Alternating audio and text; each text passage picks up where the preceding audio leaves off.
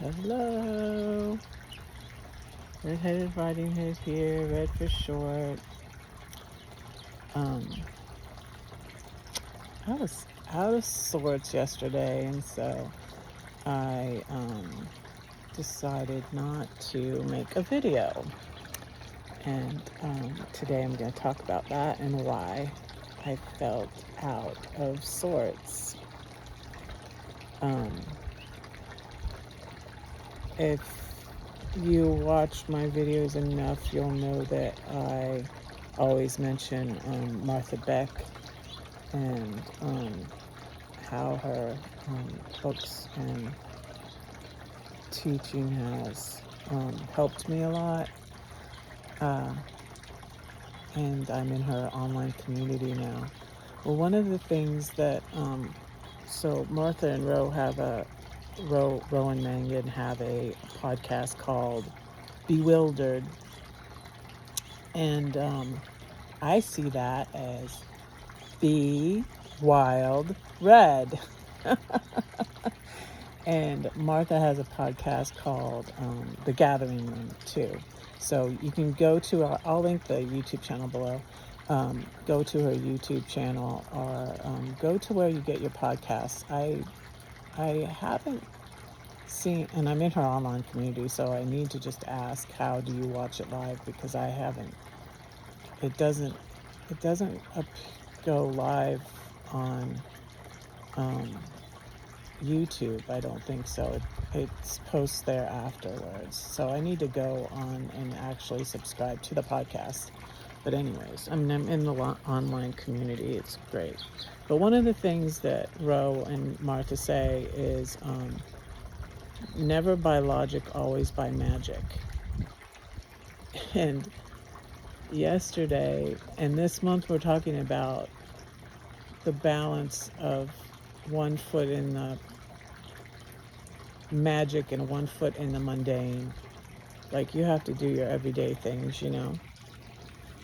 I get up, I have my coffee, I meditate and stuff, and on Mondays we have a meditation session with Martha, and that's what really started to get me off. And it's supposed to help me get into the magic, but I was just like, why does this not work for me, God? And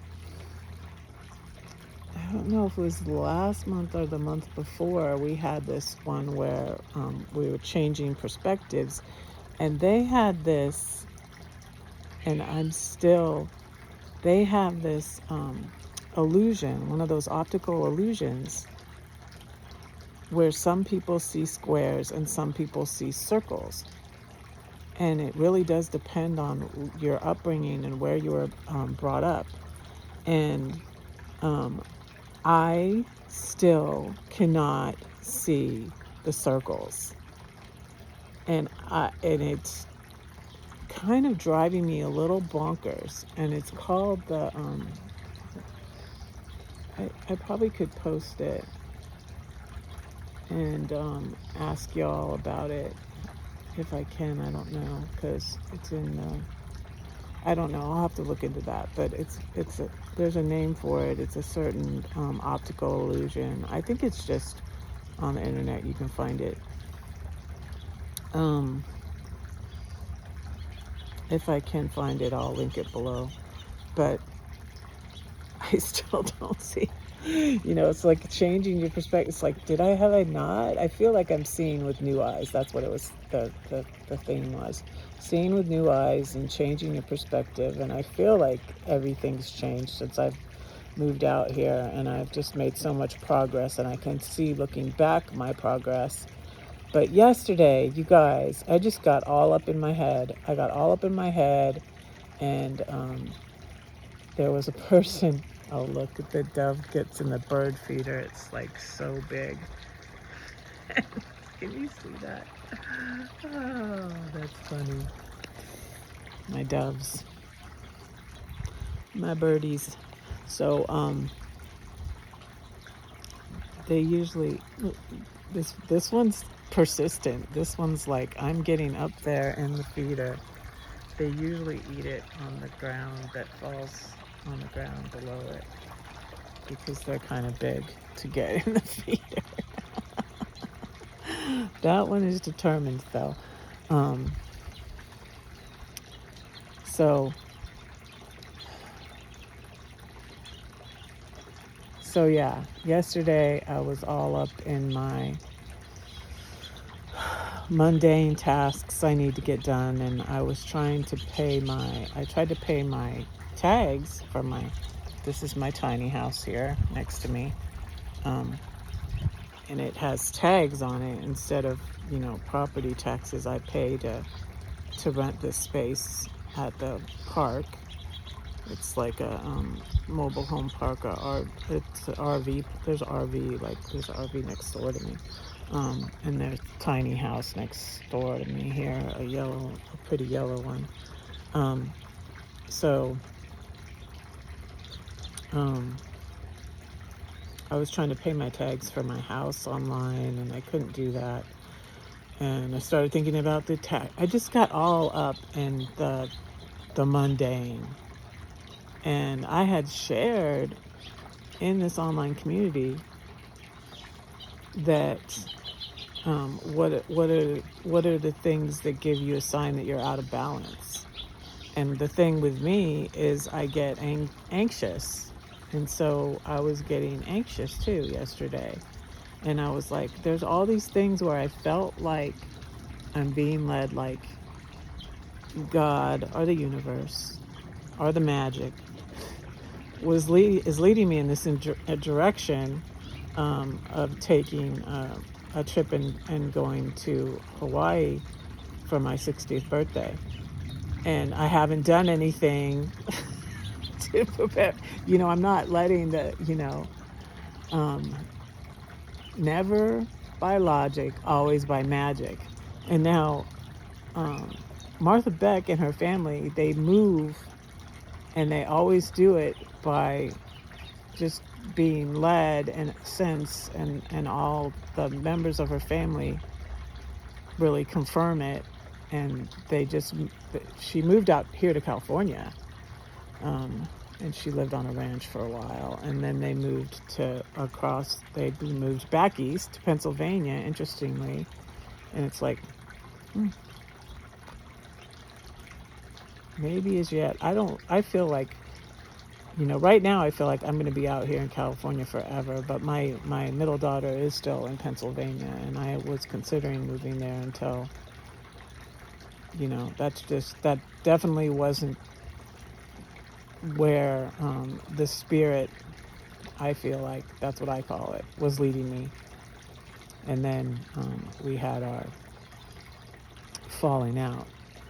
But I never will say never. Maybe I would be led back east again sometime in the future, but I don't think so. But anyways, for a time maybe I would be. For a visit I would be, but I don't know. But see, like, never say never. But that's what happened yesterday. I feel like I just got all up in the mundane. I wasn't doing the things where, I've been led. I need to, that I feel I need to be. I get all into fear. I have this, I found this thing in St. Louis right before I moved to Denver. And it was a plaque at this place called, it has peace in the title. I forget what it's called. It was a little boutique.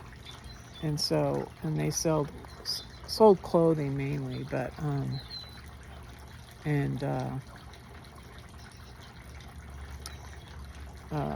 interestingly, the Bible talks about being led by peace. If you don't have peace about it, don't do it. And so that's another way to recognize the spirit or the magic, or whatever you want to call it. I'm not dogmatic anymore about what you call it. So I was at this little boutique and I saw this plaque and it said, sometimes the things you're most afraid of doing are the very things that will set you free. Sometimes the thing that you're most afraid of doing is the very thing that will set you free. And yeah, that's, you know, what I think. And sometimes I look back on my life. I think now I think it's Kierkegaard. I saw it somewhere that it was Kierkegaard that said it, but I've heard Joyce Meyer say, "You live life forward, but you understand it backwards." Um, and I look back and I say, you know, I always find a job and get a job out of fear. Oh, I need to make money. And I look back at the jobs I've gotten, like as a lifeguard in Denver and as a nanny when I came here. And it was good. I feel like it was meant to be. And, but it wasn't, the universe's reason for me getting the job wasn't the same as my reason for getting the job. It's like I need to show people I can be responsible. I need to start making money. I didn't make any money as a lifeguard, but it helped with my confidence, and I thought I was going to fail that.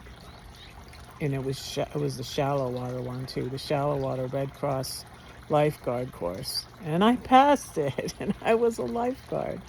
So it was really for my confidence, and that was my first real job, really, because I couldn't find a real job. That was the problem in Georgia. And I also look back at that, and it's like it's good that I didn't find a job I liked, or I didn't get a job in Georgia, because I wasn't supposed to stay in Georgia. I was supposed to leave Georgia. And it was funny because I had to sit around in St. Louis for a little while, and I think I was waiting for money from my dad, which I think that Gladys maybe thought I wasn't going to get. And she showed me this thing. Oh, they want they always want lifeguards. I could have got another job as a lifeguard here at the pool probably, but I don't know. But that would be the deep water course, and I would be afraid of not passing that. But anyways, I don't want to do that. And then when I lost the nanny job, I was like, huh, okay, I don't think I need to do this anymore. That was just for a time too. And it also, I don't know, it increased my confidence. I did make much better money than lifeguarding. Um, and, uh, and again, I feel like it wasn't like, I don't know, it wasn't the same reason that I had in my heart, wasn't really what was going on outside of me, with the spirit or God, was why it taught me a lot of things.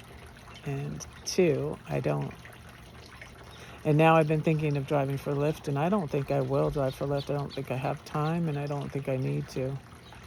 So I think I'm probably not going to do that. We'll have to see. And then starting again here on YouTube. I think it might not be to be monetized, so never mind that. I don't know. There's other reasons. Who knows? I'll just be mysterious about that. There's other reasons I might be here on YouTube. I don't know. I might eventually get monetized. Who knows? You never know. I always thought that in the back of my head that I'm going to get monetized, but I don't know. YouTube is weird. There's lots of things. Let's just say. And so I'm weird too, though. And being led by magic can be kind of weird sometimes. So, yeah. This is 14 minutes long. That's way too long. But anyways, not editing this. What of it? Don't say that no one cares for you, because I do and God does too. Don't forget to pray for Red, because Red is praying for you. Bye. Just in time for the, what is that, a blower? Bye.